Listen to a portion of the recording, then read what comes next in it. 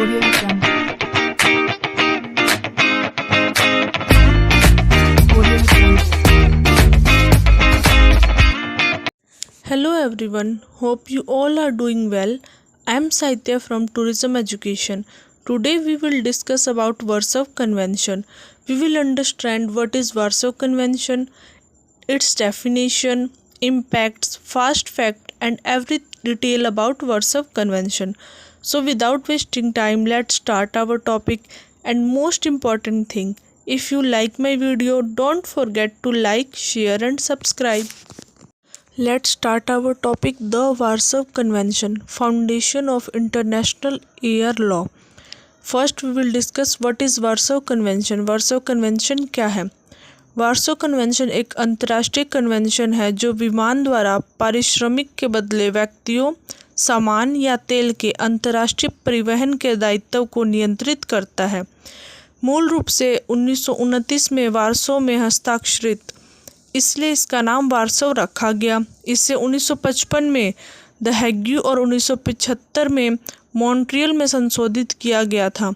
संयुक्त राज्य अमेरिका की अदालतों ने माना है कि कम से कम कुछ उद्देश्यों के लिए वार्सो कन्वेंशन हेग प्रोटोकॉल द्वारा संशोधित वार्सो कन्वेंशन से एक अलग दस्तावेज है। वाहकों को यात्री टिकट जारी करने का आदेश, वाहकों को चेक किए गए सामान के लिए बैगेज चेक जारी करने की आवश्यकता है। इसमें 2 वर्षों की सीमा अवधि निर्धारित की गई है जिसके भीतर दाव प्रस्तुत किया जाना आवश्यक है। वाहक की देयता को अधिकतम निम्नलिखित तक सीमित करता है। व्यक्तिगत चोट के लिए 2,50,000 फ्रैंक या 16,600 विशेष आहरण अधिकार। चेक किए गए सामान और कार्गो के लिए 17 SDR प्रति किलोग्राम या संशोधित मॉन्ट्रियल प्रोटोकॉल के गैर हस्ताक्षरकर्ताओं के लिए $20 प्रति किलोग्राम। यात्री के हाथ के सामान के लिए 5,000 फ्रैंक या 332 SDR। फास्ट फैक्ट्स, वार्सो कन्वेंशन की प्रमुख उपलब्धियां और प्रभाव। वार्सो कन्वेंशन का इतिहास काफ़ी समृद्ध रहा है जो महत्वपूर्ण वृद्धि और विकास से चिन्हित है, जो इसके द्वारा नियंत्रित विमानन उद्योग की गतिशील प्रकृति को दर्शाता है। फर्स्ट, वैश्विक दत्तक ग्रहण। प्रारंभ में 23 देशों द्वारा हस्ताक्षरित इस कन्वेंशन को व्यापक रूप से अपनाया गया है और अब विश्व भर में 150 से अधिक पक्ष इसमें शामिल हैं, जो अंतर्राष्ट्रीय वायु कानून में इसके आधारभूत महत्व को रेखांकित करता है। सेकंड, संशोधित प्रोटोकॉल। विमानन और आर्थिक परिस्थितियों में बदलावों के अनुकूल ढलने के लिए इस कन्वेंशन में कई प्रमुख प्रोटोकॉल द्वारा संशोधन किए गए हैं। Hague protocol 1955, ग्वाडलहारा convention 1961, Guatemala city protocol 1971 और मॉन्ट्रियल प्रोटोकॉल 1975। ये संशोधन मुख्य रूप से देयता सीमाओं को समायोजित करने और कुछ प्रावधानों को स्पष्ट करने पर केंद्रित थे। थर्ड पॉइंट, मूल दायित्व सीमाएं। 1929 के कन्वेंशन ने अग्रणी दायित्व सीमाएं निर्धारित की। यात्री की चोट के लिए यह सीमा लगभग $16,000 अमेरिकी थी। हालांकि आज के मानकों के हिसाब से यह कम लागत हो सकता है, लेकिन इसने मुआवजे के लिए एक महत्वपूर्ण आधार प्रदान किया और बाद के प्रोटोकॉल में इसे महत्वपूर्ण रूप से अध्ययन किया गया। Montreal convention 1999। Fourth point, Montreal convention के साथ एक बड़ा बदलाव आया जिसने कई देशों के लिए वार्सो प्रणाली की आधुनिकीकरण किया और उसे बड़े पैमाने पर प्रतिस्थापित किया। इस नए कन्वेंशन ने उच्च देयता सीमाएं लागू की, दस्तावेजी आवश्यकताओं को हटाया और दावा प्रक्रिया को सरल बनाया, जिससे उपभोक्ता केंद्रित दृष्टिकोण को बढ़ावा मिला। Scope and definition of वार्सो convention. यह कन्वेंशन पुरस्कार के लिए विमान द्वारा किए गए व्यक्तियों, सामान या सामान के सभी अंतर्राष्ट्रीय परिवहन पर लागू होता है। यह हवाई परिवहन उपक्रम द्वारा किए जाने वाले विमान द्वारा निःशुल्क वहन पर समान रूप से लागू होता है। इस कन्वेंशन के लिए अभिव्यक्ति अंतर्राष्ट्रीय परिवहन का अर्थ है कि कोई भी गाड़ी जिसमें पार्टियों द्वारा किए गए अनुबंधन के अनुसार प्रस्थान का समय और गंतव्य स्थान, चाहे वह परिवहन में ब्रेक हो या ट्रांसशिपमेंट, या तो 2 उच्च अनुबंध पार्टियों के क्षेत्र या एकल उच्च अनुबंध पार्टी के क्षेत्र के भीतर स्थित है, यदि किसी अन्य शक्ति की संप्रभुता, आधिपत्य या अधिकार के अधीन एक क्षेत्र के भीतर एक सहमत रुकने की जगह है, भले ही वह शक्ति इस कन्वेंशन के लिए एक पार्टी नहीं है। कई क्रमिक हवाई वाहकों द्वारा की जाने वाली परिवहन को इस कन्वेंशन के लिए एक अविभाजित परिवहन माना जाता है।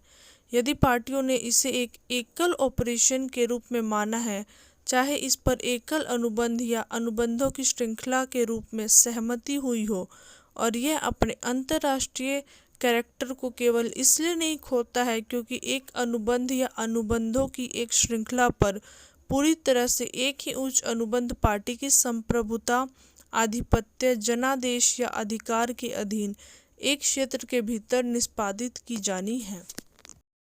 अब हम पैसेंजर टिकट के बारे में जानते हैं। वार्सो कन्वेंशन के तहत यात्री टिकट एक बोर्डिंग पास से अधिक है। यह गाड़ी के अनुबंधन और कन्वेंशन के नियमों की प्रयोज्यता के लिए एक महत्वपूर्ण साक्ष्य के रूप में कार्य करता है।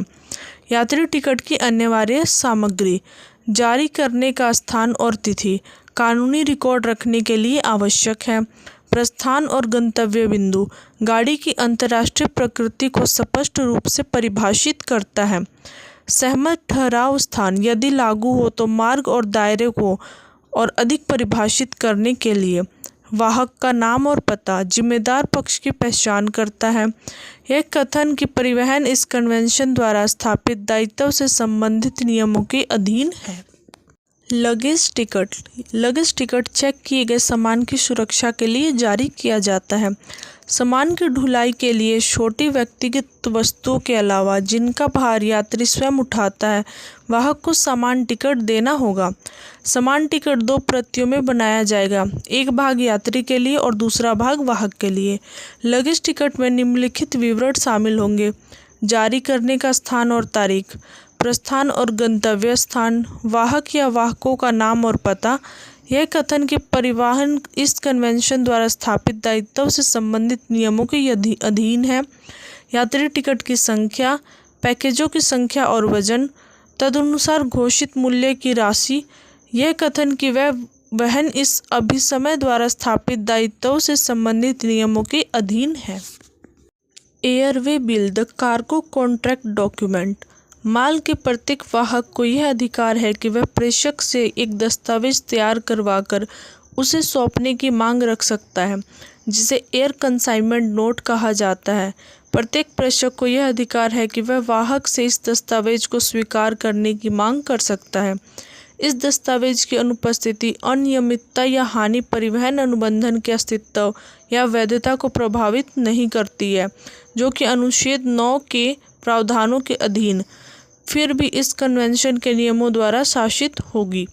एयर कंसाइनमेंट नोट को प्रेषक द्वारा 3 मूल भागों में बनाया जाएगा और माल के साथ सौंपा जाएगा। पहले भाग पर वाहक के लिए लिखा होगा और उस पर प्रेषक के हस्ताक्षर होंगे। दूसरे भाग पर प्रेषिती के लिए लिखा होगा। माल की स्वीकृति पर वाहक हस्ताक्षर करेगा। वाहक के हस्ताक्षर पर मुहर लगाई जा सकती है, प्रेषक के हस्ताक्षर पर मुहर लगाई जा सकती है या मुद्रित किया जा सकता है।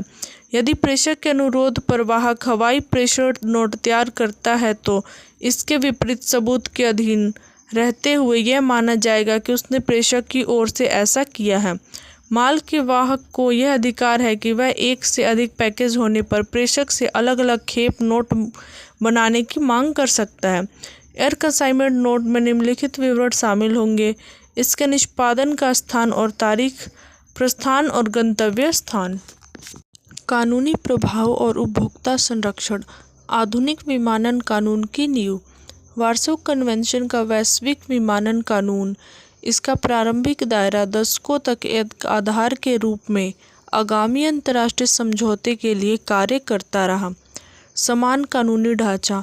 मानकीकृत नियमों की स्थापना करके इसने सफलतापूर्वक क्षेत्राधिकार संबंधी विवादों और फोरम शॉपिंग को टाला तथा अंतर्राष्ट्रीय स्तर पर परिचालन करने वाली एयरलाइनों के लिए एक पूर्वानुमानित कानूनी वातावरण उपलब्ध कराया। संतुलित दायित्व।